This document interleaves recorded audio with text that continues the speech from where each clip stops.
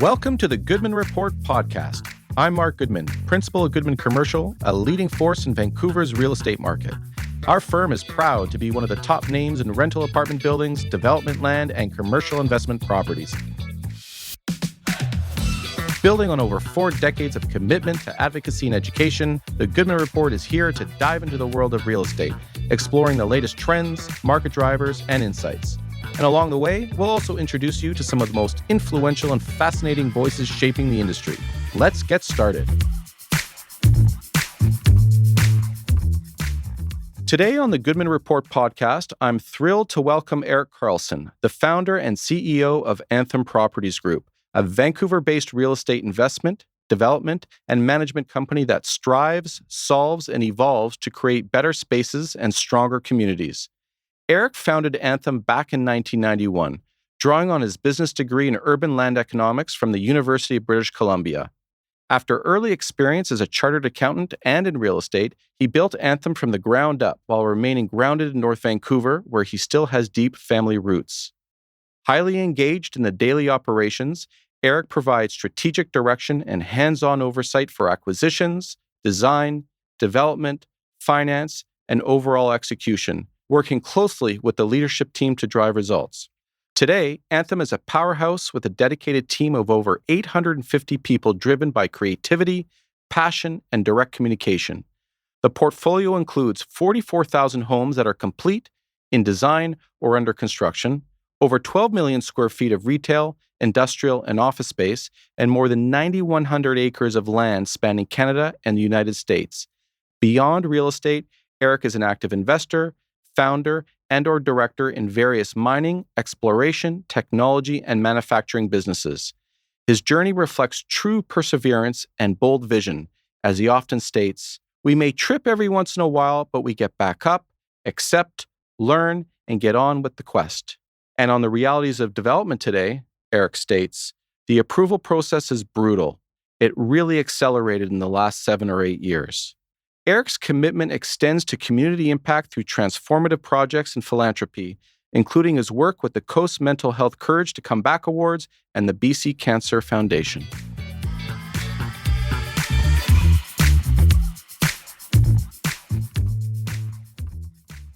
Eric Carlson, welcome to the Goodman Report podcast.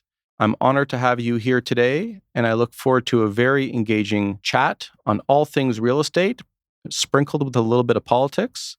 I also saw you yesterday at the UDI annual Outlook, where you talk about what you expect to see in the next 12 months as it relates to the real estate and development industry, and I'm sure we'll touch upon some of those topics as well. But before we begin, I was hoping you could introduce yourself, talk a little bit about where you grew up, and how you evolved into your current position as the CEO of Anthem Properties. Sure. Okay. Well, thanks. Thanks for having me on your podcast. It's a pleasure to be here. And it was a pleasure to be on that panel yesterday with Michael and Olga. It was interesting. I'm actually getting Canadian pension plan. Actually, I get it. They claw it back because of my income. But I was referred to as a young kid on the panel, which meant it was a pretty old panel, I guess. But in terms of me growing up, yeah, I'm a sort of a proud North Shore guy. I grew up as I'm a baby boomer. I grew up in North Van through the in the 1960s and 1970s, and saw a lot of change in that community, but in the world. And when I was a young man, I sort of we didn't have much money, and I was thought kind of tough, and realized I had one of the best childhoods a kid could ever have. I had 2 great parents, living in a nice middle income community. There was little league sports, baseball, soccer, skiing in the local mountains, and my parents really wanted their children, including me, one of 4, to be active and do lots of different things. And so I had a lot of great, well-rounded experience, and overdone roast beef, mushy peas, and Yorkshire pudding on Sundays. It's a meal I kind of enjoy now, and nostalgia at the time. It's pretty dry. Used a lot of salt and pepper and HP sauce. But it was a good time. And the other thing that was good about, I guess, growing up is that whatever we think of our public education system today, in my day, I think it was amazing. I had just awesome teachers that had huge lasting impact on the way I am today. And a community where, everyone sort of went out in the street at 9 a.m, came home for dinner, and everyone's parents sort of looked after all the kids. And so lot of my friends' parents were very influential in my life as well. And I think they instilled, independence, hard work, being responsible, and taking risk and having fun. And I think that learning to take risk is hugely important for me as an entrepreneur in my later life. And I think that it's good for society because it allows people, it empowers individuals to, try something that they wouldn't otherwise experience. And, today I think there's a real focus on safety and protection, and we've lost our ability to take risk. And so I come back to my childhood thinking I was born at a good time for that, for all the things I've just said. But in growing up, the common phraseology in a lot of households and mine was like, oh, we don't have the money, can't do that, we don't have the money. And, oh, don't try that, it's risky. My dad grew up in the Great Depression, and his family they weren't, I would say poverty stricken, but they were poor. And, you had a job, you stuck to it, you didn't take risk, you didn't tell your boss, you didn't take risk with your boss, you hung on. And by your very nature, you sort of hold back and don't necessarily manifest your potential. I wouldn't have described the emotions I had around experiencing that at the time. I just was frustrated. But, I just thought, if you don't have the money, you can't have that experience. Well, get the money so you can have that experience. It wasn't really about getting rich, or it was about having choice and manifesting your potential. And so I knew when I was a teenager that I wanted to be self-employed. And one of my earlier jobs, I always had jobs at the age of 14. So I could go buy blue jeans and Molson Canadian and 12 packs, little stubby bottles. And, is that I got a situation where I worked in a kitchen for BC Rail, as a little gopher, making sandwiches and things. And there was a passenger train in those days. And there was a guy called a newsie. That was the name of a position. You go on the train and you go up and down the passenger car selling chocolate bars and sandwiches and stuff like that. And one day, the guy that was doing it just didn't show. And I'm just a 15-year-old kid covered in pimples. And the guy running the station goes, Carlson, get on that train. You're going to Lillooet. You got to do this job. So I went, okay. And I jumped on. And what I realized, it paid 15% commission. And what I also realized is the more I went up and down that train, I always sold something. I always got something. And I had nothing else to do. So I just went up and down all day long. And my income ended up being double per hour by being on commission than by being the guy in the kitchen. And that stuck with me. And so you get out of it what you put into it. And that was a very good childhood experience. And taught me to appreciate, being in sales and commissions and, not just sitting back in the kitchen where it's nice and safe and warm and cozy with lots of food. I guess the other thing from childhood that was poignant was just playing all those sports. Like in those days, you didn't get a ribbon unless you came first, second, or third. If you came fourth, that was your tough luck. There were winners and losers, and we weren't afraid to call it that. So and you liked sports day. Yeah. You had sports day. Yeah, of course. I think it was the blue ribbon, which was the number one ribbon. Yeah. That's but you didn't get anything for participating. You just got to participate. Right. That was the reward in and of itself. And it probably was hard on some kids. And, I was a little kid, man, I hardly won anything, but it just made me competitive, I guess, and you go to I was a little kid, you go to the PNE, can't go on the roller coaster, you're too little. Well, I'll show you, and then the bigger kids start picking on you a bit because you're little, and you realize if you punch back, sometimes you win. And so you get a bit scrappy. And so I think you put that together. I wanted independence. I wanted more choice. I wanted the economics to allow me to do that. I came from a background where we were taught to take risk and was given the opportunity to take risk. So it all lined up to setting me up to be an entrepreneur. The society wasn't trying to teach me that. It just inadvertently through my life experience, my reaction to it, I think it set me up for that. So I knew I wanted to go into business. I wanted to be self-employed. I wanted to own what I made. I want to have more control over my environment. I had a pretty dominant mother. I guess I should mention that. And she made decisions that I didn't agree with, but because she was my mom, I had to do them. And I think that really created a strong sense of independence as well. And so, I went to school and studied business. And an inadvertent thing happened while I was studying business. I had to take electives. And so you're not just taking finance and, linear programming. You're taking, psychology, sociology, history, international relations, music appreciation. That was one basket where I took.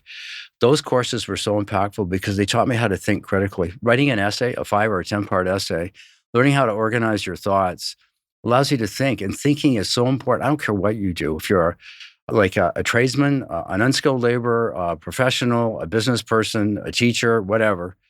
If you can think, you can solve problems. If you think, you can create new opportunity, you can create more interesting experiences for yourself and for others around you. I don't think I would have learned that just in my business courses. I think that those broader teachings really, really helped. And I think that as you go through life, I now value life learning. I'm always trying to learn things. And I think that if you can maintain a degree of curiosity and a habit of learning, it can really help you understand the issues of the day, help you understand what's going right and wrong in your family, what's going right and wrong in your life, and reflect and move forward. So anyway, I didn't know any of that at the time. It just sort of, again, you have a life experience and you react to it. And so then I finished school. I graduated in 1981. It's kind of funny when people talk about how hard things are, especially today.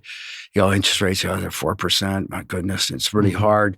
I graduated, their prime rate was 23%. The real estate industry was dead. It was over. That's 1981. 81, 82. Yeah. 83, yeah. So I was lucky. I graduated in 82. The accountants, the public accounting firms are still hiring people. They didn't realize there was a recession yet because they're always auditing, looking backwards, right?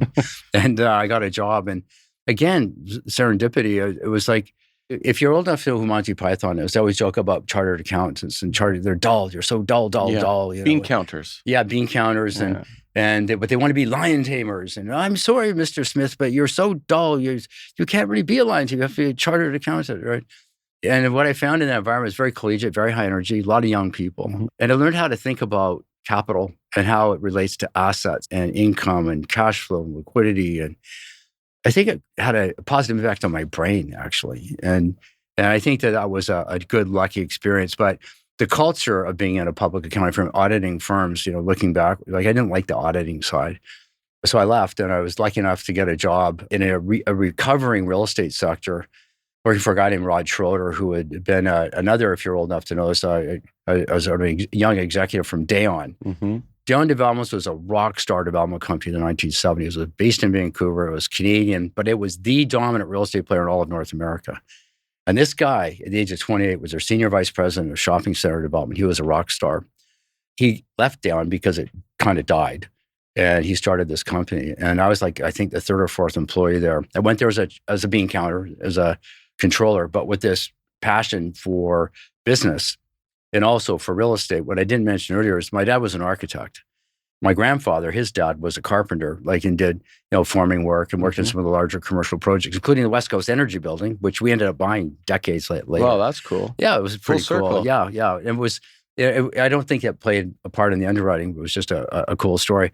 But I was around all that, and I really like space, like aesthetically. It's just maybe it was for the affiliation through my dad and my grandfather, just seeing stuff get built.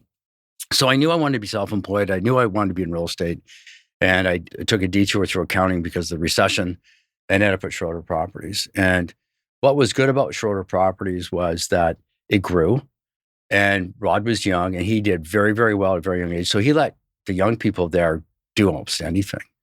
And, along the way, Ian Gillespie showed up, Brent Sachin, a guy named Larry Sunderland, Doug Wark, Mike Bishop, Grace Toad. You don't know all these people. These are all people who have made significant contributions to our industry since. And that company of 25 people was like a crucible for this. It was a bit of a fluke, but I think Rod attracted people like me just because he's entrepreneurial. And we didn't call it that then, but allowed us a chance to try things and do things. And so I was like the controller, I was vice president of finance, organized the bank loans. I kind of ran property management. People, not really, but kind of off the side of my desk. So how old are you around this time? Yeah, 26, something like that, 27, 28. Yeah, mid to late 20s. And, we started with, I think when I started there, we were building one little shopping center in Calgary and an even smaller one in Vancouver and some houses. They didn't like building houses. It wasn't their thing. So they got out of that. And they just built basically food-anchored shopping centers and started leveraging the strategy of the food stores, which at that time was to build jumbo stores. And so he used a relationship with Safeway. So we did a lot of big jumbo Safeways in the lower mainland and in Alberta, Calgary, and Edmonton. And so I can kind of grow my real estate experience there. But, that was a tough environment. I'm not to get into too much detail here, but you can edit it out if you want, is that the environment was great on the one hand because we were encouraged to do whatever we could, but it was caustic on the other. Rod had probably, I'm not sure what would have caused it. Usually it's a psychological issue, but he drank a lot. Yeah. And he smoked 3 packs of cigarettes a day. It was a very unhealthy environment and it made his mood swings very mercurial. So on the one hand, the experience was amazing. And my colleagues were great to work with. Like at that time, Ian became one of my best buddies. Like we would running together, we'd hang out, and we complain about Rod's drinking, but we'd also talk about our hopes and our dreams. Were you on commission and salary or a combo? No, we're salary bonus. And Rod, to his credit, he granted us shares in the company. Not a huge number, but enough to make it feel like you're a principal. He did it for everyone. Everyone got him, right down to the receptionist. He was a phenomenal, like good Rod was amazing.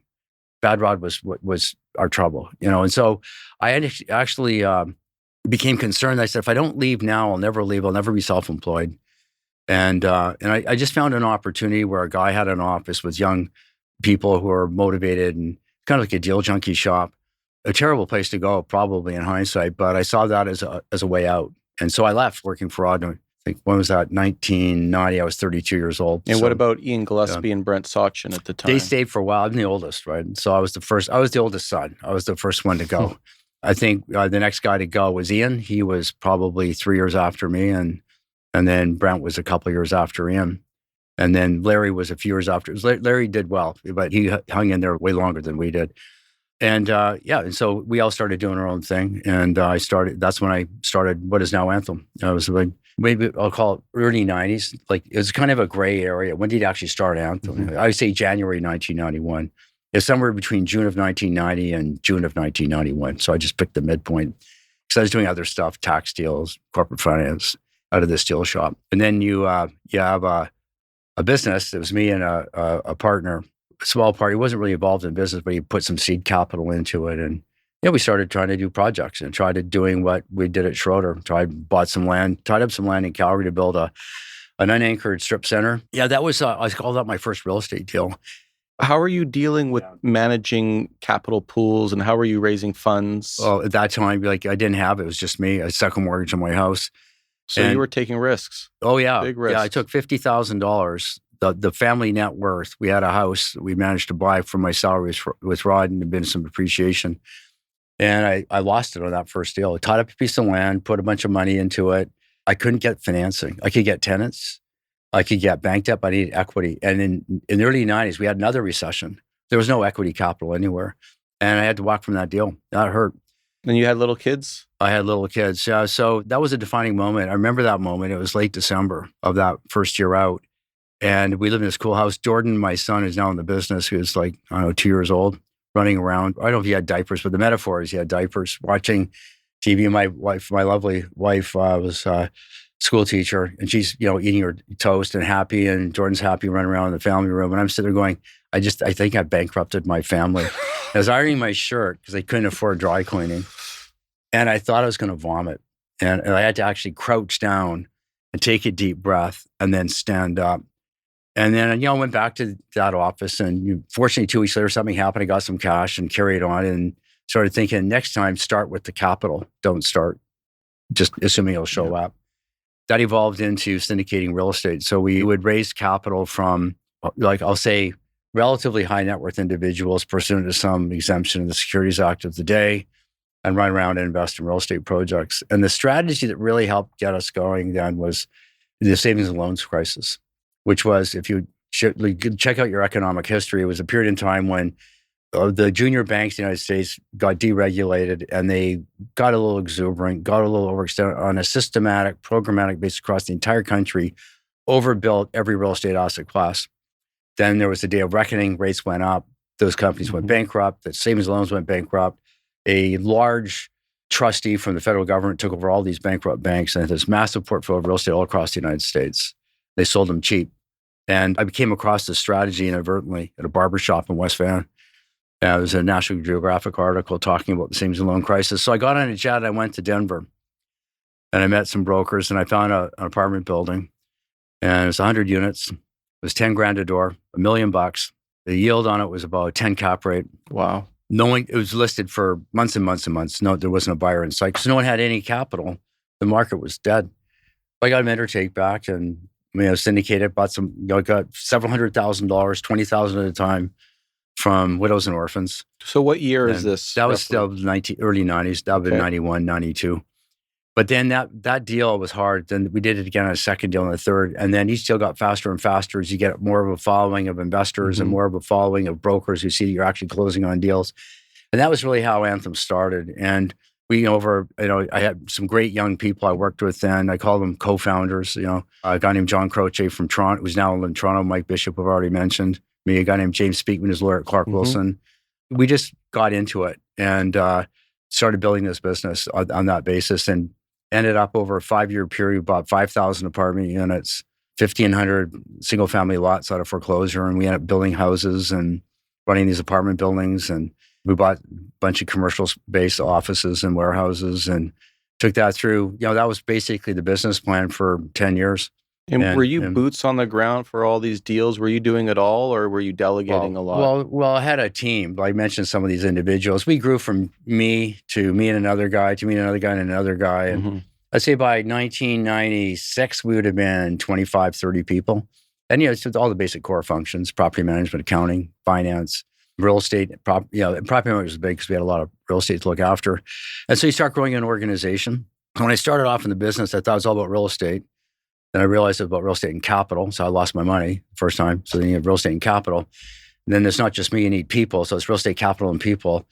We ended up calling it the 3 pillars of real estate. You need all 3, not just one of them. Right. And you can't just be a promoter. You have to be a good operator. You have to be, good at buying real estate. You have to be good at running it, because you get a great deal, but you can't collect the rent, you don't do it properly, you don't manage it, or you don't maintain your real estate, you start losing the asset.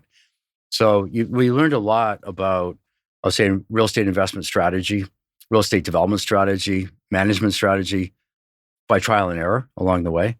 And then I guess the thing about people is I'm quite technical. Usually accounting background maybe, or where I kind of value people based on their skills. And the skills I value are the technical skills. I didn't think about things like leadership, motivation. I took all those things for granted, honesty. I just assumed everybody in the world was honest. In my day, everyone went to Sunday school for at least a month, right? The United Church of Canada. My parents would send me with the neighbors. They're not going, you go. And the sense of right and wrong. And I did have great people that I worked with. But, along the way when you hire, we hired some bad apples. And we realized that the job they're doing is fine, but no one likes working with them. And why? Well, because they're psychopaths or something. There's something wasn't working. And so, again, you start developing these skills and through experience. But anyway, just on the evolution of Anthem, we continuously kept taking on new real estate strategies, capital strategies, people strategies, and start layering on things like process and just the strategic planning process. And you read books and you make mistakes. I made so many, you trip and falls, right? You fall down, that 2 steps forward, 1 step back thing. Along the way, you get better at your job, but your company gets better. Everyone gets better at their jobs, and the company gets better as a result. Overall, you carry on. I didn't really think about corporate culture. I thought that was all bullshit because I'm mathematical, finance degree, accounting background, culture. What the hell is corporate culture? That's and I used to read a lot of Ayn Rand when I was a young man too. And the villains in the companies were always the HR directors. The heroes were always the engineers and the technical people. I think it had something to do with it. But culture is so important. People have got to love working where you are, and they're not going to do it just because everyone's technically good. Because you have corporate values and you live them and you teach them and you have process. So you're not constantly reinventing the wheel, and there's consistency, and people can come and get a sense that they can develop their lives there. Their hopes and their dreams can be manifested. I mean, that was the issue at Schroeder's, is that was such a good team of people. Look at who those people were. But there was no hope. You couldn't build your life there. It was miserable. It was soul-sucking. Yeah. You can't have that. And that to me is a bad culture. And the other thing I think is relevant about sort of the early days of Anthem is that when I worked with Rod, he would only build food-anchored shopping centers. He built some houses, lost some money. I said, that's it. Residential sucks. And, you look at it and you go, well, real estate development is about creating space for people who live, work, and play on Earth. There's so much more to that than food-anchored shopping centers. And different asset classes do different things at different times. And geographic diversification, different parts of North America do different things at different times. Like when I started Anthem, basically I did it in Denver. I did it because there was a real estate recession in Vancouver, get into politics in a minute. But by being willing to get on a jet and go, by being willing to learn a new asset class, we were always in business. And so diversification is a huge part of all of our strategies in capital, in people, and real estate. And I think that's allowed us to be quite resilient going through good times and bad times too. Something's always working. That's great. It's always something not working too. And that's the downside of diversification. That's a real differentiating characteristic for us. I mean, I see it when I go in these UDI panels, like Polygon's very focused. They're very, very good. They're probably one of the best home builders in North America. Mm-hmm. And they're very focused in geography, and they're very focused on it's all residential.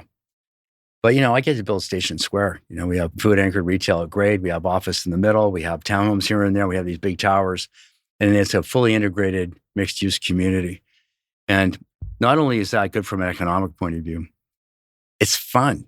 I mean, variety is the spice of life. And if all you do is build the same cookie cutter over and over and over, you're going to be very successful financially. You're very, very good at it. But I like to think we're really good at every asset class we work in, but we have the benefit of this core infrastructure of, HR, corporate culture, capital partners are all the same banks. Doesn't matter what asset class you're in. That's common throughout. So that's a real strength. And then if you can have specialist groups in the various real estate strategies you pursue, you can have that specialist in all trades. Was a jack of all trades, master of none. I want to be a jack of all trades and a master in every single one of them.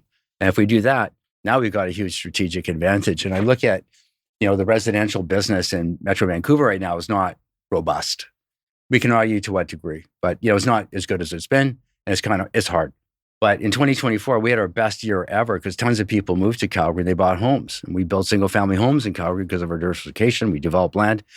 And, in a year where the vertical development portfolio had really mediocre income, we killed it in Alberta. We sold 2,000 lots and 600 houses, all at full margin, right? So that diversification helps. And then when we do a master plan community, you build lots, you can build houses on them along with your builder partners. And you can build the shopping center, the one shopping center site on that community. And because we have the skills to do these things, we can be a fully integrated developer in a fully integrated community. I like that. The downside is it's a lot of work. We have a lot of people. You got to manage them. And that's where culture and process and strategy comes in. I had no idea you guys were so active across the country. I remember we were marketing a few years ago a development site in Nanaimo. And I got a call from one of your acquisitions people saying, yeah, we're going to fly down and likely buy the site. Yeah. And there you have it. So, and as I started to research more about your company, I don't think a lot of people realize, you're not just, you're very well known in BC, but it's right across the country and in the States and across all different asset classes. You've spoken about, you have 3 pillars of your business. If you wanted to talk about where Anthem is today and where your focus is today and where you actually spend your energy leading the company. Yeah, those are several questions. You may have to remind me of the later questions because I tend to over-answer. Lifetime habit.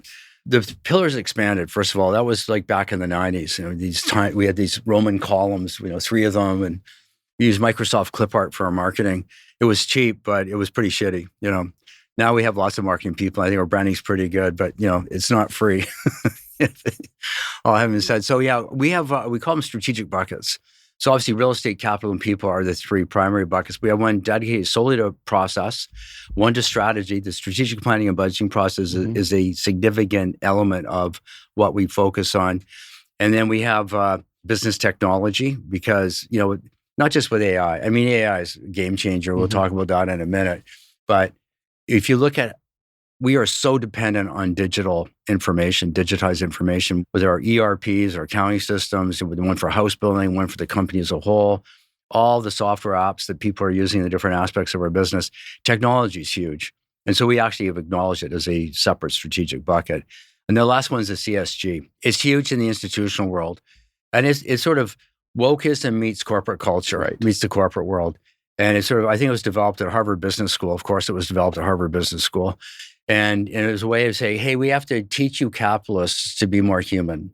Or do it by codifying governance, by codifying your social impact and your environmental impact. And you're going to measure it.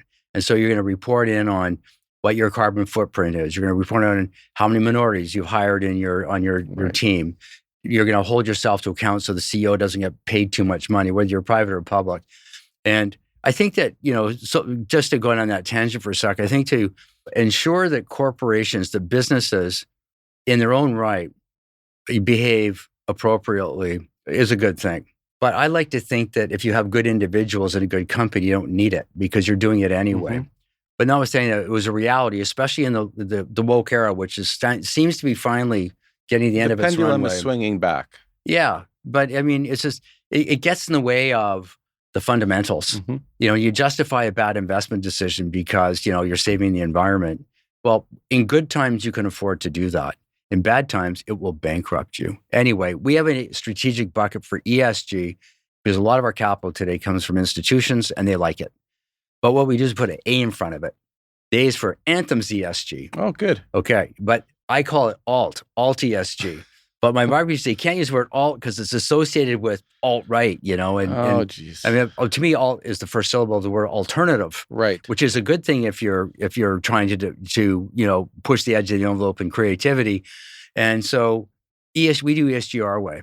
Because by following an overarching concept of diversification and doing the right thing, which is one of our corporate values, we do the right thing. We do the right thing for the environment, we do it for neighborhoods. We do it on our teams. We have a very diverse team in Anthem. It's not because we went out saying we want 10 of these and 5 of those and 6 of those. We just want the best people. We don't want all the same people. You have to share our values. Mm-hmm. That you have to have in common. But you can have a different personality. You can have a different way of looking at a problem. That makes us stronger. Diversification is strength. It's huge. I mean, at all levels of the business. So anyway, the 3 pillars expanded to 6 strategic buckets. And that's the essence of what we do. Now, on the real estate side, we are diverse. Now, we don't do every asset class. But we do a lot. And we'll do more than what we're doing now because you just add them on. It's just another bucket within a very well-established framework that supports a new specialized group. So we have 3 primary groups. One's called vertical development. The second one's called land and house building. The third one's called income property. Within vertical development, we build concrete high-rise, residential, purpose-built rental or condo, wood frame, same again. And then we do commercial, which is, for us, means industrial distribution space or food-anchored retail. And that's a big part Any of what data centers that you're working on? We're not going to touch the data centers. That's for guys with a lot of capital who are willing to take a risk in a new field that could very well get overdone. Yeah. Kind of reminds me of the .com thing, right? So we have no interest in data centers. We can't compete. And maybe one day when it matures and things have weeded out a bit and we're bigger. You got to be big to do data centers. You have to have big partners, or it has to be an incredible focus with sidecar big partners. And the land and house building business, the second sort of group, that's us creating new, predominantly suburban communities, and then building houses within them. And then the third group is our core. It's what we started with. It's income property, and we've got 3 subgroups: multifamily rental, which is how we know you, retail, and industrial. And that sort of comprises it. And then on the capital side, finance, we've got finance broken into 2 areas. We have financial operations, which is all about these systems I was talking about and tracking capital and reporting. And we have a lot of partners. We have a lot of compliance. We have a lot of reporting. We have to. Accounting is hugely important at Anthem. And I am a chartered accountant, so I value accountants. I don't take them for granted. And there's capital formation, which is huge. You can't do what we do. We've got how many square feet of space, how you measure it. But, we build thousands of homes each year and thousands of lots. And we co-own and manage millions and millions of square feet of retail, industrial, multifamily rental. Needs capital. So we are best friends with every bank president in the country. Not quite, I'm exaggerating a little bit because David McKay at RBC is not really my best buddy. In fact, I don't think he knows who I am. He might. I don't want him to know who I am, actually. But we have great relationships with all the banks. And we work with all different types of equity capital, family office, fund management, and pension funds, as well as high net worth individuals who've been our partners for decades now. Those are the big buckets. So you ask me then, which bucket do I spend my time in? So I have several jobs. Like I'm the CEO, so I kind of have to integrate the business, and that's one job. But I love real estate. Originally, I'm not just an accountant. I've said accountant 5 times and said developer once. I'm a real estate developer. That's my thing. That's what I've been doing for decades. I love real estate. I love adding value to it. I love seeing how it works in the eco niche and all that kind of stuff. I try to spend as much time as I can in real estate, but because I'm the CEO, I have to spend a lot of time in capital. especially these days when it's so hard to form and get in. Right. So a lot of those two things. And then, I like process. Like, how are we going to, it's very creative. Like efficiencies. What's the workflow? Create efficiency. Don't do the same thing twice. Don't reinvent. I hate reinventing the wheel. I hate making the same mistake twice. I'll make it once, learn and carry on.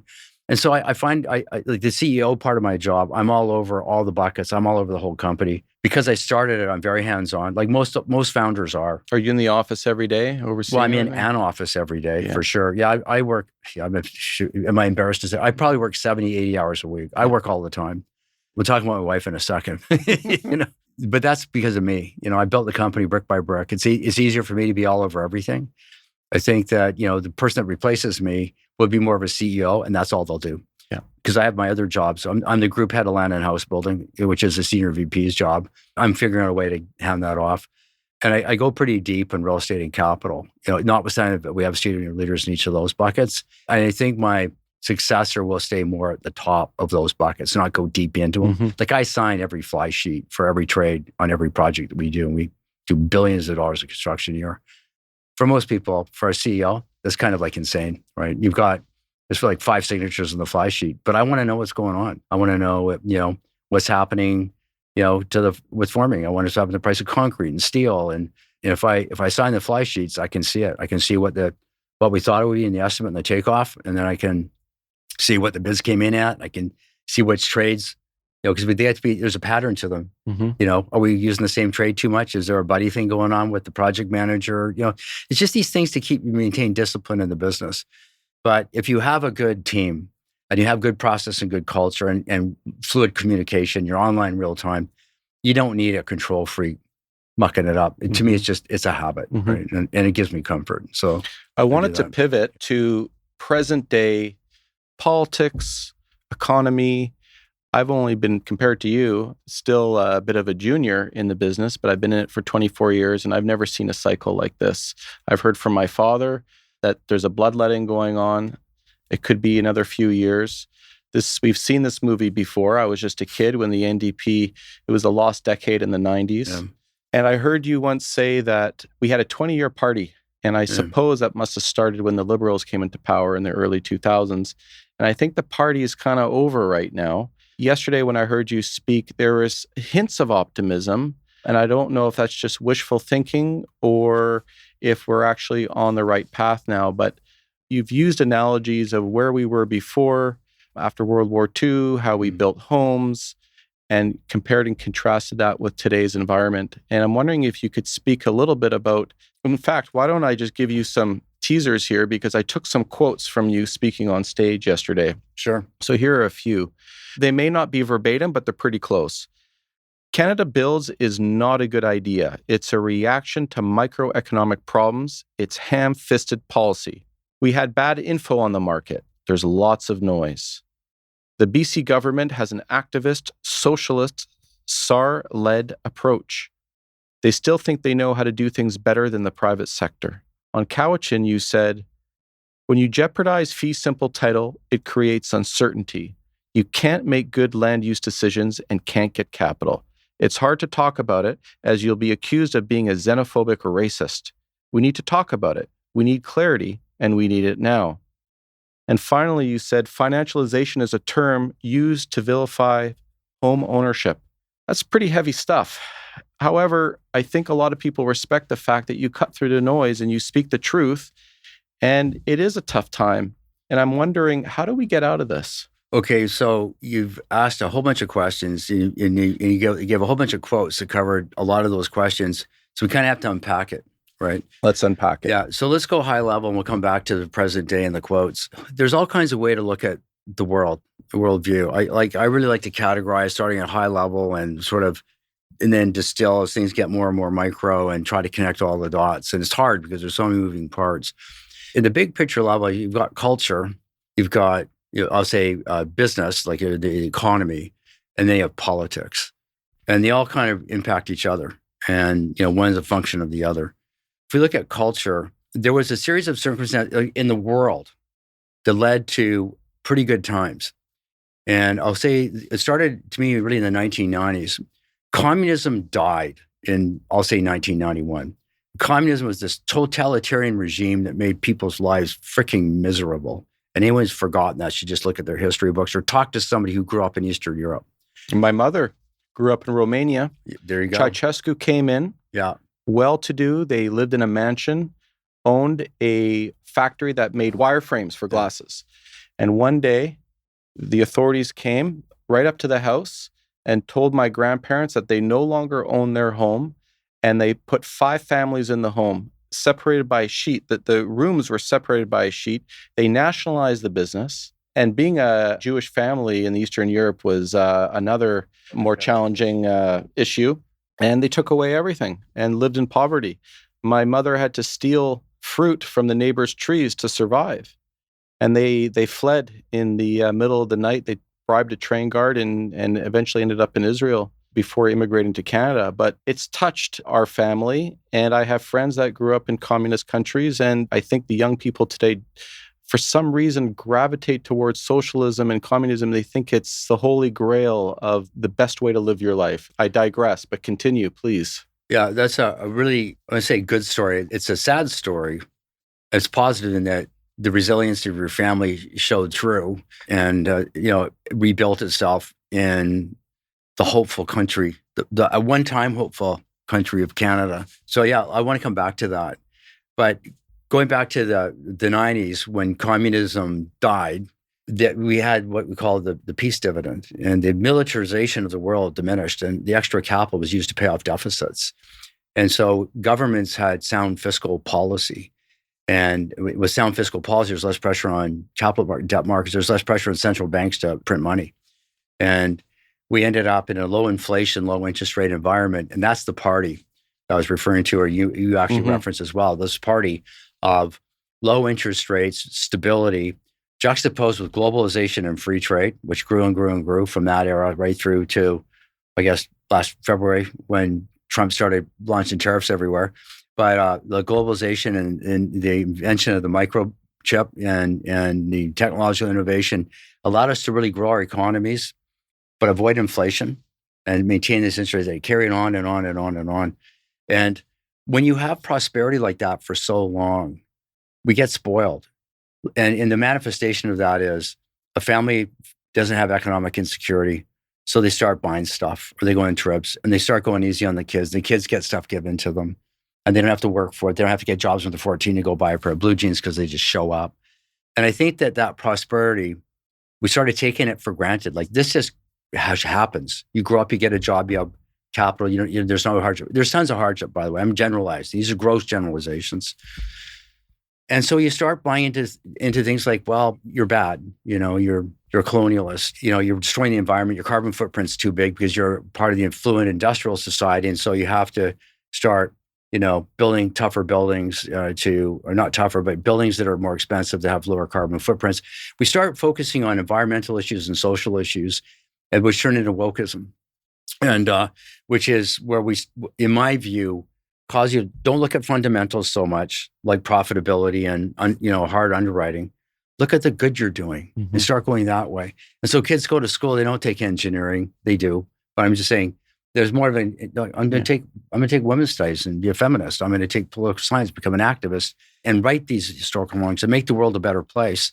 And the whole culture seemed to have gone that way, such that if you work hard and you want to take risk and build a business and become wealthy, well, you're a villain. And if you don't live up to your potential and try to make the world a better place too much, well, now you're not really finding that cure for cancer as a doctor because you're an activist. And I think we kind of went that way. And I'm generalizing. And I think that's taken us to the present day. So when the party ends, what happens? So something bad happens like COVID. Let's assume that just came out of the sky. It didn't come from Wuhan. It didn't come from a research facility. Didn't come from some biomedical military application like the conspiracy theories say. And it shocks the world. It shocks it. And what do we do about it? Well, because I think the culture, we weren't that resilient, we ran into the arms of government. We made government way bigger and gave it way more authority over our lives. And at the same time, the reactions of it, giving, Biden, when he first came in, gave like $1 trillion to Americans of cash, just to cash out. Well, they're very highly inflationary. They get inflation. We haven't had inflation in 20 years. Also, inflation, what do you have? rising interest rates. We hadn't had rising interest rates in 20 years. So the party you knew as a young man who came into the business, that when the party was on, that's all you know. It was great. Yeah. Well, for me, I went through 3 cycles. I'm actually way older than you, but I'm old enough. I had gone through 3 cycles before that. And to me, booms and busts and recoveries and laying people off and struggling for liquidity, that's just pretty normal. It's just, we got used to it, not the opposite. You mentioned normal, right? When you did a deal, it was a huge celebration because it was a rare event, before. Well, as a real estate advisor, as a broker, I wasn't one, but I was in that culture. Yeah, you're on pins and needles on subject removal day because half the time the deals, they didn't go forward. Not like it was 5 years ago, where it's just like, bacon bagels. Yeah, well, yeah, and I don't want to say it was easy. Everything's hard, but it was different, and you couldn't take that for granted. And I remember a Strawberry Hill Shopping Center in 1999. Even though times were better, we still had, real estate was still not the rock star it became in the early 2000s. And it was listed by Bob Levine at Avison. And he had it listed for a year. He got one offer in the 9th month, not from me, even though we were retail. It would have been at like a 9 cap rate. And they've never moved subjects. And 4 months later, after 13 months of putting so much effort, he lost the listing, right? That was typical. Yeah. Right. So it hurts. You work your ass off to make no money. Right? So what is now? What is now in the economy? What is now in the world? What is now in the real estate markets in Canada? Well, now it's weird because I think we're dealing with the party being over in terms of inflation and interest rates and correcting off of that. And I think that the central banks actually to varying degrees, did a good job. They did what they were supposed to. They tightened out the money supply. They made things harder. Slowed things down, prices came down. Inflation is bad because it creates huge uncertainty and it erodes the power of the dollar and investment capital. Footnote, put that aside. And I think that inflation was coming down nicely. So I look at the beginning of 25, I actually felt quite hopeful. Inflation was down, interest rates were coming down. The only thing that I thought could wreck it was if Donald Trump did half the things he said he was going to do. He did twice as much as he said he's going to do over a very short period of time. And in 6 months, completely disrupted the global trade order.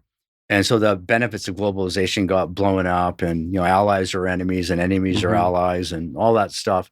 This is not a pro or anti-Trump statement. It was highly disruptive. And I think the economic uncertainty that created really screwed up GDP growth throughout the entire industrialized Western world, especially in Canada where, the vitriol was quite significant. What I missed getting to Canada was coming off of COVID, there was a concern that if we had more people, we'd have more people doing jobs, there'd be less inflation. And so the fiscal policy, the immigration policy was to really let in a lot of people. So in 22, 23, 24, we went from 1 million non-permanent residents to 3 million non-permanent residents. And they had to be absorbed into the housing stock and into the social infrastructure. Of course, that was way too many, way too fast. And so vacancy rents to zero, rents spiked. In your field, it was probably pretty good. That was like a crescendo. There was no such thing as a vacancy rate in multifamily. No. There was no such thing. No. And I knew if the buyer was out of town, is if they said, "What's the occupancy?" Yeah. So what do you mean? It's Since when do you ask? Yeah. And as a result, the cap rates were 3% or whatever. That's right. The guy's low as. Right. But the thing is, now the government, I guess it was October 24, said, "Oh, we overdid it.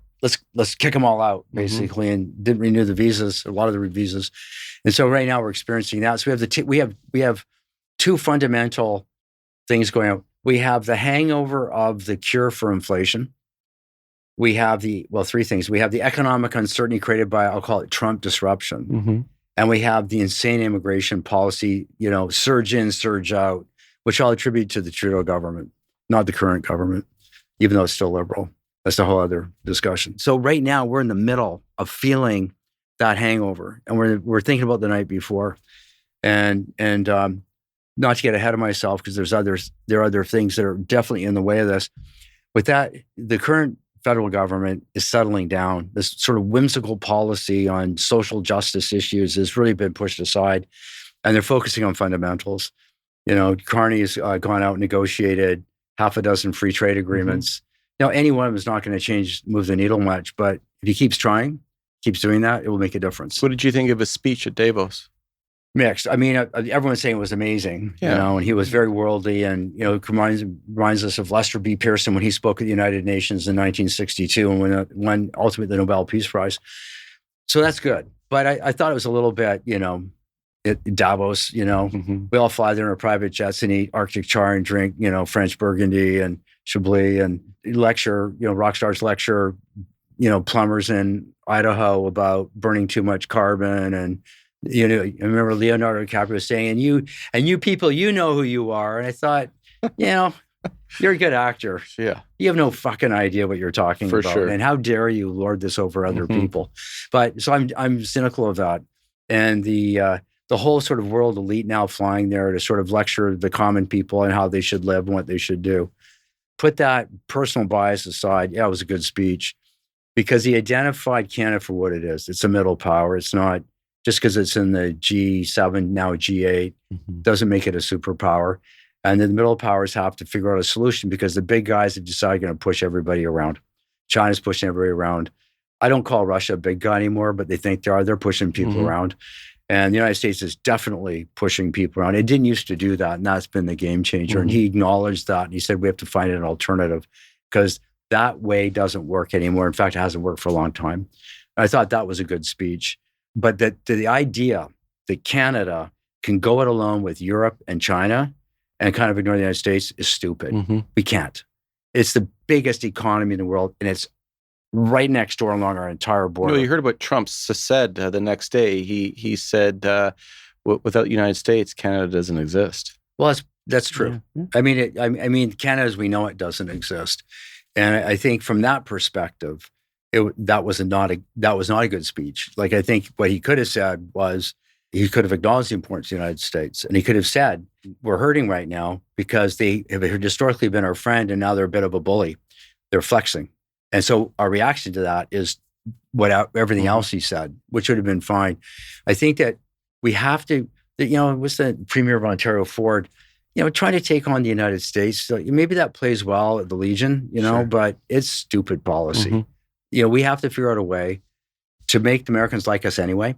Even if the executive that's running the country doesn't, everyone else can. And we have to maintain those open channels of communication and trade and idea exchange. They're important. The United States and Canada, they're like, it's a very important relationship. It's way more important to Canada because we're 1/10 the size. So I'd argue it's important for them too. And I think that it's important for the leaders across the country to acknowledge that when they speak about it and not to score cheap political points because it hurts the relationship. This is some really good stuff. I wanted to continue a little bit about what you're facing as a developer, some of the policy challenges, and perhaps touch upon the Cowichan decision. It's so polarizing. And I've watched this unfold online, whether it's on LinkedIn or X or Facebook, and everybody's got an opinion. It's interesting. I simply, when it came out in Richmond, I had some landowners call me and a client who called me really concerned that the banks were going to decline refinancing his debt. And it was a $40 million mortgage, big apartment complex I sold him years ago. And I said, look, this is a serious issue. And can you imagine waking up one day and realizing that perhaps you don't have the same ownership that you thought you did for your home, which is your nest egg? This is part of the Canadian culture to have all your money. A lot of families have their nest egg in their home, and to be told, we're taking the land back. And there's been a lot of debate of whether both fee simple title structures can coexist or one supersedes the other. My point was, regardless of what are the outcome, at this point in time, uncertainty is causing damage in the real estate market. And a lot of people attacked me and said, you're an alarmist or you're negligent. One woman said I was negligent with my comments, and I was simply stating the facts. Well, since that time, things have gotten worse. What are your thoughts on that? And what do you think is probably the single most important thing we can do to get back on track to create confidence in the real estate market again? Well, there's a lot here. So there's Indigenous reconciliation, and then there's land. And I want to break those two things apart because I think when we link them together is when you're getting comments like you got from that person who said that you're an alarmist, because they're looking at, I guess, the virtuous aspect of Indigenous reconciliation and how important that is with how do you run a civil society? How do you have a system? How do you have a functioning economy? What's your framework for your society to exist and prosper? And I think that this is an intersection of good, well, on the one hand, well-intentioned Indigenous reconciliation practices with an activist socialist agenda that's got multiple motives, and which has an impact on our culture, our politics, and our economy, and then by extension, the real estate market. So I'll put the real estate market aside for a moment and talk about the broader issues. So just in terms of numbers, the population of BC is about 5.7 million people. 300,000 of those people are considered First Nations. 100,000 of those are Métis, which to me is I don't know. I understand why the Métis are First Nations. Like, I mean, it's 150 years ago, there's rile in Manitoba, and they keep procreate and get less and less Indigenous, in my view. And I think there's people in my family who qualify as Métis, and I'm the son of a Swedish Viking, right? Like so I'll take them out. There's 200,000 people who live who are traditional Indigenous people: Squamish Nation, Tsleil-Waututh, Musqueam, the Coast Salish Nation as a whole. Yeah, all that the West Bank First Nations who we work with, Sechelt. You put all those people together, it's 200,000 people. They have had a horrible run. We can go back to all the rhetoric about colonization, whatever. A whole bunch of people came over here, such that now there's 5.5 million non-Indigenous people living in an area where they historically, many generations ago grew up.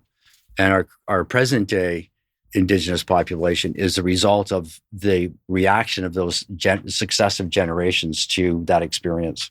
The social issues in that area, like when I was a kid, were significant, whether it's mental health issues from residential schools, whether it's a result of being depressed and have mental health issues, which is alcoholism and drug addiction, whether it's being marginalized by the broader community so you can't get a good job.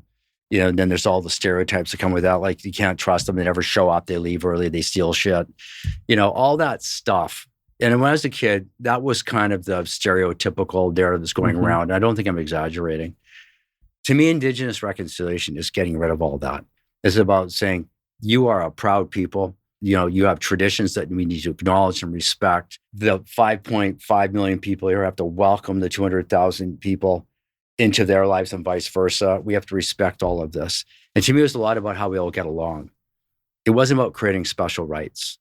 And that's where I think we start where Indigenous reconciliation starts to move towards political activism. There is the narrative, hey, you stole our land. To me, that's almost irrelevant. There's a modern world and there's an historic world that is never coming back. We'll never be a hunting and gathering society again, in my view. Like, we're a modern industrial society. We have to deal with it as it is. And the idea that you take land arbitrarily, because it seems quite arbitrary, and give it to a small group of people to correct a wrong from a long time ago without thinking it through, and you do it predominantly in metropolitan Vancouver, where 3 nations were lucky enough to be where a city grew, as opposed to the bands up north that have nothing, that live in abject poverty, right? And they get nothing because they don't have anything to trade, and they're certainly very low profile. The whole file is being very poorly led by the federal government and the provincial government. We got to call it like it is. I think the Indian Act, which is what it's still called, it's a disgrace. It's paternalistic. The federal government has so much power over, I'll say First Nations, subject to my qualifier earlier, over First Nations. How can they possibly become autonomous? How can they possibly rise up and manifest their potential with that kind of paternalism and the dependence that's created? Like, just shut up, do what we tell you, we'll give you money. No one's sat down to say, how do we make it so that this cycle of dependence, this cycle of anger, this cycle of bitterness and resentment, that's not being discussed. And we're going straight to land deals. Now, BC's got the history of never having had proper treaties in the first place. And to the extent they have, subsequent governments broke those treaties, that's an egregious thing that needs to be fixed as well, is that you can't just then arbitrarily let a judge who reads a poorly written constitution where Aboriginal rights have not been extinguished, and layer that in with an UNDRIP resolution, which is more of a spiritual piece of legislation, and read into it what that judge did, and say, not only does Aboriginal title supersede the Crown, which was a huge stretch. It applies to land that's not even in your claim. It's everything. And basically, it's like, so I'll call that judicial activism. I'll call that bad legal work. I know you're supposed to respect the judiciary and respect the Crown, and I generally do. This was stupid. It was a bad decision. And I think that judge should be admonished, possibly lose her job. Because in our world, if you screw up that badly, you get fired. You have to start over again and learn your lesson and take your lumps and move on. But to your point, that creates so much uncertainty about ownership. But what's not way worse, that's a bad thing. You can't, like if that expands to all of BC, expands to Canada, if it was ever to do that way, because it goes to the next level up and you have another activist judge, who misinterprets law, in my view, and reinforces this notion that it starts to unwind things. And it's not like, oh, it's all going to be nice and it'll all work out. It won't. Because the 5.5 million people will say, screw that, and they get angry. And what do angry people do? They hurt people. And that's you're kind of seeing the beginnings of that. So all the real reconciliation we need, where 5.5 million people welcome 200,000 people and vice versa, and it blows up. And so it's ironic that in trying to correct a wrong, we create a huge new problem that compromises the prosperity of all 5.7 million people. But we turn 5.5 million people, the majority, against the 200,000, go right back to where we were in 1949. What's the point? And how did we get here? It wasn't just the judge. It's the jurisprudence she was given, which came from the way the federal government and the BC government have managed this file for the last 10 years, which was give them what they want. We owe it to them because we were bad. And why did they really do that? Well, maybe it was because we were bad. Maybe it was whoever we is. Maybe it was out of misplaced compassion. I think there's something else here too, though. I think it's about, especially in BC, it's about a restructuring of our entire community, our entire province. I think that, this sort of activist, tell people how they should live view of the world, you do it when you're in government. It's still a democracy. You're not always in government. Well, if you screw it up badly enough, if you let 200,000 people through, how many bands are in BC? I don't know, hundreds. They all have the authority to make land use decisions and to arbitrarily tell people how they can use their land, and they're not trained for it. It's not part of the culture. It's not part of the system. What is that going to lead to in terms of land use decisions and incompetence? Well, you need consultants. They're all going to have to hire. Who are they going to hire? They're going to hire the people running the government today, because that's who taught them to be activists in the first place. And so whether a guy like David Eby is the premier of the province, if he isn't, he can just go to the other file and run the province through the First Nations. I mean, that's a bit of a stretch. It's a bit speculative, but I mean, it's just so irrational. There's got to be something more to it than misplaced compassion. What did you think of, did you see Dallas Brody's Making a Killing documentary? Did you ever watch that? Yeah, I did. I didn't like it. I mean, there's a good point being made there for sure. She made some good points, but it goes too far. It goes maybe didn't land as well as it could have. Well, I don't look. If I was a kid, grew up in Capilano, in the band there, I'd be pissed off. I would be pissed off because what happened in history. I'd be pissed off because I'd look at how I live versus the people in Edgemont Village 4 kilometers away. I'd be pissed off because I would believe that my land had been stolen from me, and I would want it fixed. And I would probably, as a young man, want retribution. I get it. I mean, I think that, for them to try to get as much as they can is rational. It makes sense. And for them to be aggressive in land claims is rational. And I don't have a problem with them wanting that. I have a problem with the rules of the game. It's not being well led. There's no framework. And the government whose job it is to do the right thing for everybody and all concerned, that's all right. 5.7 million people right isn't. They're not doing it. That's right. So that might be a good point. But what she did, she went further. And she did, in my view, what is wrong, the negative aspect of going too far in the land claims is that 5.5 million tell the 200,000 people they can go to hell.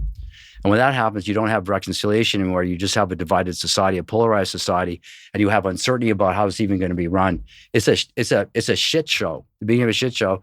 And I think that what we've done as a society is said, it's unpleasant. I'm going to go back to Edgemont Village. It's much nicer up there. Yes, I'll forget about it. Yes, it was this extreme thing. They'll sort it out. It'll go away. It's just getting worse and worse and worse.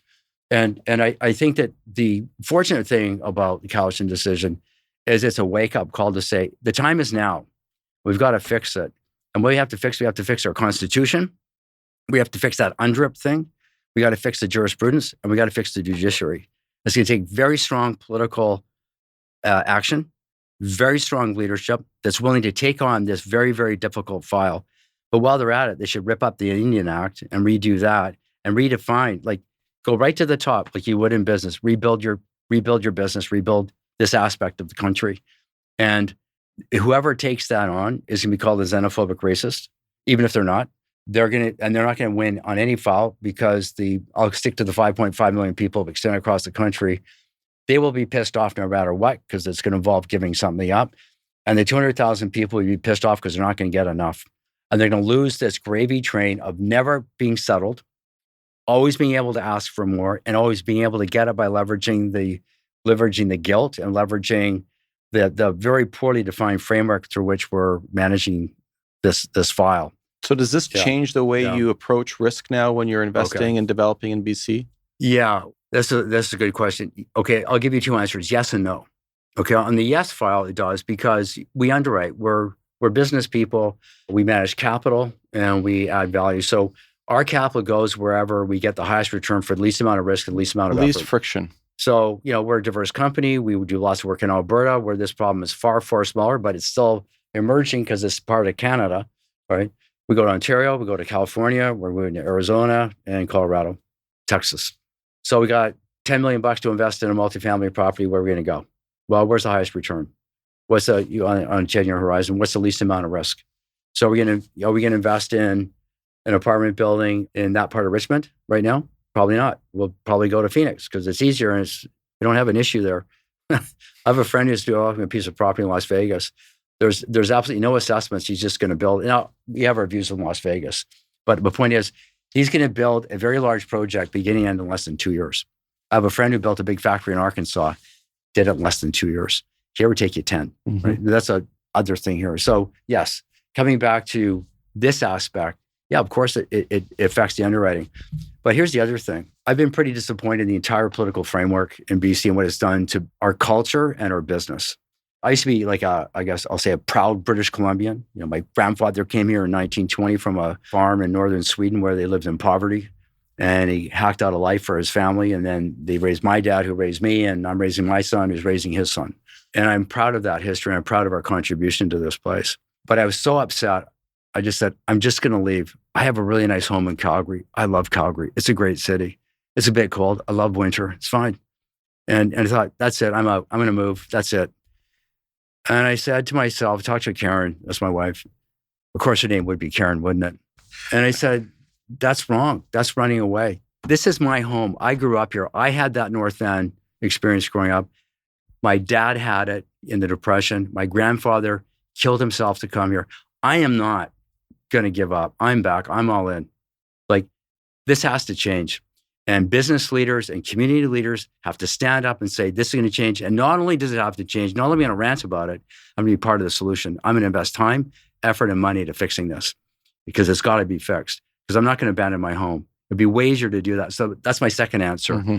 Yeah, my capital might go somewhere else, but more of it's going to stay here than should be the case because I want to put my money where my mouth is and we're going to fix this place. Amazing. Eric, you mentioned yesterday at UDI as a panelist that Canada builds is not a good idea. You said it's a reaction to macroeconomic problems and it's a ham-fisted policy.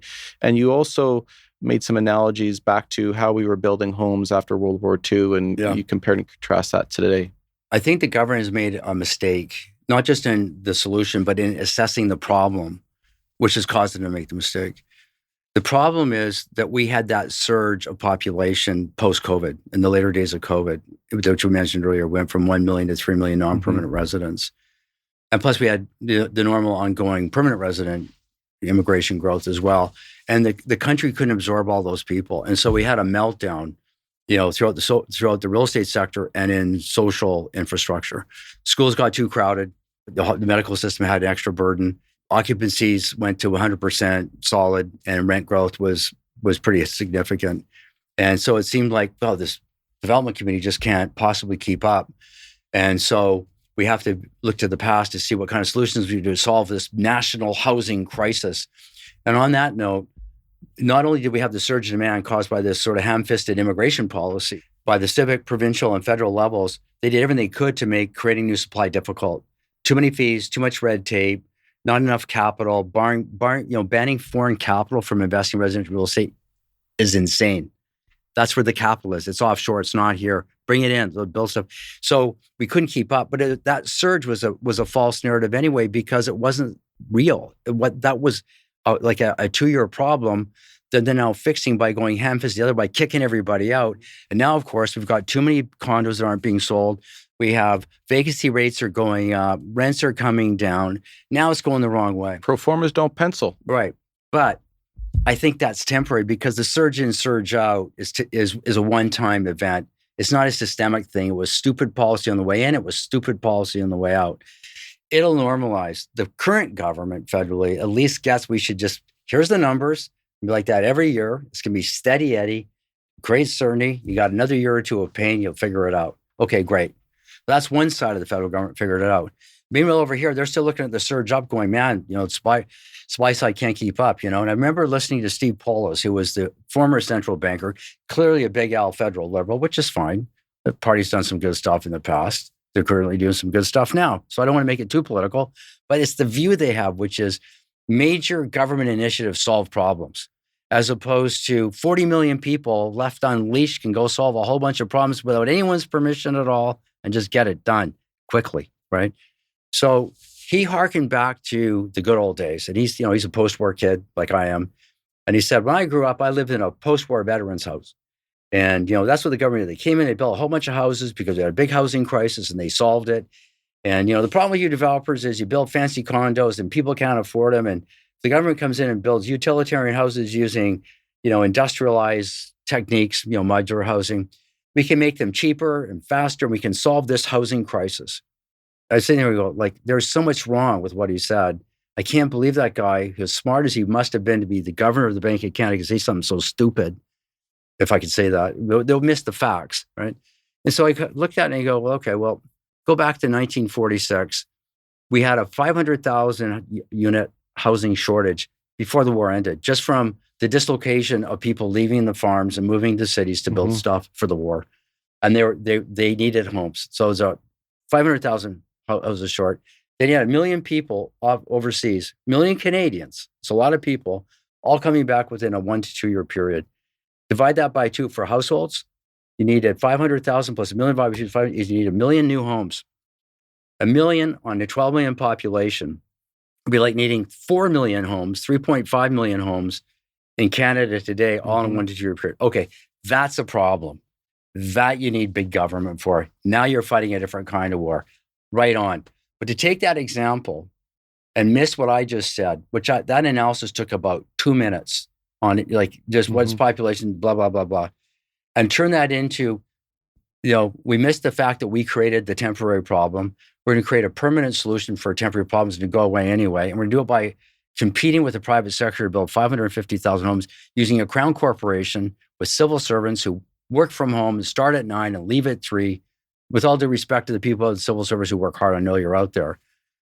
Like against me or Michael O'Dane at Polygon, I work 80 hours a week. I've been doing this business for 40 years.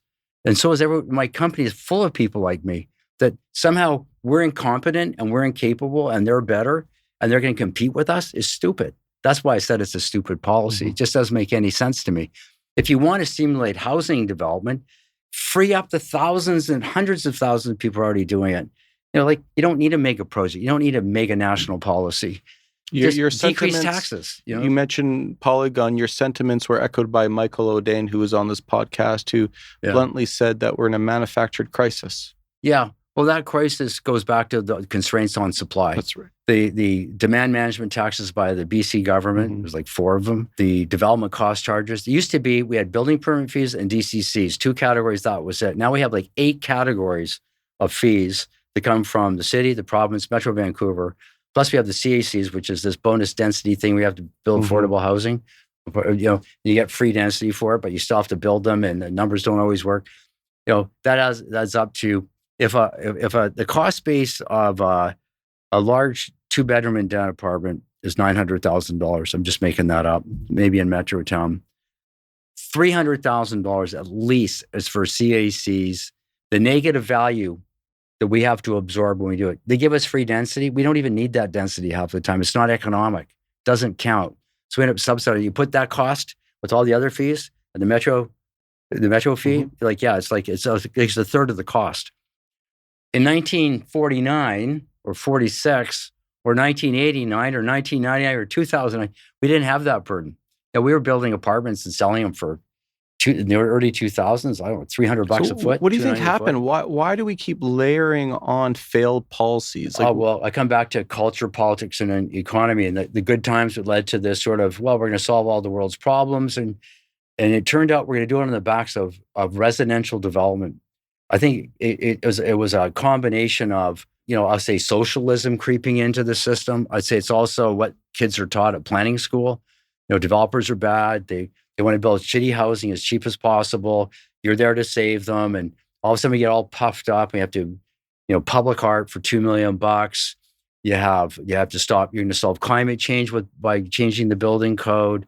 So your costs go up by 20% to, an extra layer of glazing. And we have to use hot water heating because you use gas-fired boilers that are efficient. Cancel that. Electric-fired boilers. So you have this massive central water system going, hot water system. We used to use electric baseboard heaters. You just screw them in the wall in about 5 minutes. They work, they heat it up. Mm-hmm. They're fine. You can't use them. They're going, well, electricity is better than gas according to your narrative. Why can't we use electric baseboard? Well, if you use this kind, maybe. But we went through years of that. And so now we have these systems going to, $30,000 a door, $30,000 a door, yeah. $30,000 a door. So it's not just the fees, it's the building code. And then, the consultants see a gravy train. And so they go, we'll have the step code. And mm-hmm. if you don't hurry and get this done every 2 years, it's going to be even more expensive to build your buildings. And so where does it come from? Maybe good intentions, trying to save the world from climate change. Social equality. We have to build new units now. They're going to change it because they realize they overdid it. Every unit has to be wheelchair accessible. And you kind of go, I get it. If I was in a wheelchair, I'd be pissed off if the hallways were too narrow. We should build some of them. But every single one, okay, that's just more cost.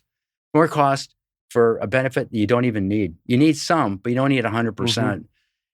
Ham-fisted thinking. So why is this? Okay, planning school teaches it. I think that at a political level, that kind of woke thing and climate change, that was like a shovel pass to socialism. The only thing that can save the world from climate change are rules. Where rules come from? Government. What kind of government? Big government, mm-hmm. right? And so it just kept growing, and then because interest rates were low, because people were moving here, prices could absorb it. They'd go up. Didn't matter. It covered up all the mistakes. And so what did the developers do? Because we're culpable too. We said, we don't like it, but okay, because time is money. Let's go. So we agreed with the affordable housing for a period of time. We can't anymore. Can't do it. But that price growth absorbed that exorbitant cost. So we kind of accepted it. Some people got caught up trying to be like Ian Gillespie, my buddy from Schroeder Properties, because he designed these amazing, beautiful buildings. They're very expensive to build. Not every building can be like that. But you go to planning staff, you go, we want you to try harder. Who's your star architect? Well, Larry Doyle. Who's Larry Doyle? In the 1980s, he designed every second condo project in Vancouver, all those ugly things called mm-hmm. EFIS siding. And the floor plans were excellent. They worked really well, and they were cheap to build. Well, we got rid of him because, it's just not good enough. And the public art I mentioned earlier, I love that stuff. It's great, but that makes housing more expensive, right? And so the developers kind of went along with it. The planning staff were all over it. Gil Kelly, I remember listening to him. He was a planner in Vancouver for some academic from University of Oregon at Whitby, Oregon. And I remember saying at some development thing that developers aren't invited to, I think it's called Urbanarium or something. So it was predominantly architects and planners go to, and he mentioned he was going to work with First Nations, he would work with city staff. He was going to encourage them to flex because they have a lot to do and contribute and to say, which is nice of him to say that. He didn't mention the word developer once in his whole pitch, even though we build the housing and pay for it. And that sort of culture of we're going to tell you how to do it because you don't know how to do it, right? And then we accept it. So it was everybody's fault. And I think that we're now coming to the green shoot is, I think we're realizing that we just want to build homes. And we want to build, we want to build some cheap ones, expensive ones, big ones, short ones, fat ones, skinny ones. We want a variety of homes. And I think that the planning staff and the politicians have to agree to that. Developers have to be clear about what works and what doesn't work. We have to not just rant about the government like I kind of tend to do, and just they're a necessary agent in this. You need to integrate new development with the existing infrastructure, roads, sewers, utilities. You got to integrate it with social infrastructure, schooling in particular, the medical system. You can't just go and build at will. This idea that we don't need zoning, we have libertarian aspect of land, it doesn't work in my view. So there's a role for us. We all have to grow up. We have to understand what we're good at, what we have to contribute. I did get a little pissed off a few years ago. You get a city councilor who would maybe was, had a job, maybe ran a shoe store, somebody else was a teacher, and they have the power to lecture developers on billion-dollar development decisions. They're not qualified to make the statements. It's like Sean made. Orr. I mean, the stuff that comes out of his mouth is ridiculous. Well, I'm not going to get into names per se. The only name I'll use is EB because he's like the Antichrist of BC for me right now. And I don't mind saying that and taking the heat from that. But I think that we just got carried away, and the prosperity of the time kind of allowed it to happen. The prosperity is over. It can happen, and homes got too expensive. And so we have to redo the formula. I don't think it's gonna be that hard. Just use common sense, make the building code simpler, get rid of half the fees, stop trying to manage the market, and let it sort itself out. And time is of the essence. Well, I think your messaging and other organizations like UDI have done a really good job of communicating what needs to be done. I think at this point, it's just whether or not the government's going to listen and start enacting. Well, I think that many politicians are listening. There's some great politicians. There's some great civil servants at all levels of government. I don't want to denigrate that. And they're not necessarily right wing or left wing. They're everybody. I mean, a good mayor is a good mayor. Derek Horgan was a great mayor. He was full NDP. I didn't agree on half of the things he said. He was a good mayor. He ran that city really well, in my view. Daryl Masato, City of North Van, I thought was a great mayor. Ran that city really, really well. He's the NDP as well. I'm not. But, it's not about right wing, left wing. It's about doing what works versus what doesn't work. I think that leveraging free markets is good social policy. Mm-hmm. And I think that knowing what truly gets things done is good work. And I think that the more government gets in the way, they can't move fast if they're not agile enough, they're not creative enough. It's not the way it's structured. And so rebalancing all of that, going to the appropriate degree of regulation, not trying to change the world on the back of high-rise development. You can't.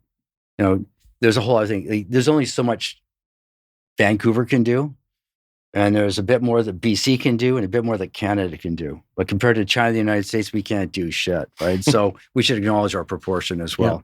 Well, I have to say that I think we're very fortunate to have you sticking by our side, staying in BC, working, living, and playing in BC. And we hope you continue to show leadership and speak out and build beautiful homes and shopping centers and raise capital and really support British Columbia. So thank you for being on the Goodman Report podcast. It's been an honor.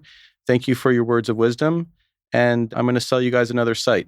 Okay, I'm looking forward to it. Just make sure the numbers work. It's cheap enough so the numbers work. Sounds good. Thank you, Eric. Thanks for tuning in to the Goodman Report podcast. If you enjoyed the show, be sure to follow us on your favorite podcast platform. Give us a 5-star rating and leave a review. And don't forget to sign up for our newsletter at goodmanreport.com for the latest listings, market research, statistics, and industry news. Follow us on X and Instagram at Goodman Report, on Facebook at Goodman Commercial, and on LinkedIn under my name, Mark Goodman. On behalf of the entire Goodman team, thank you for listening, and we'll catch you next time.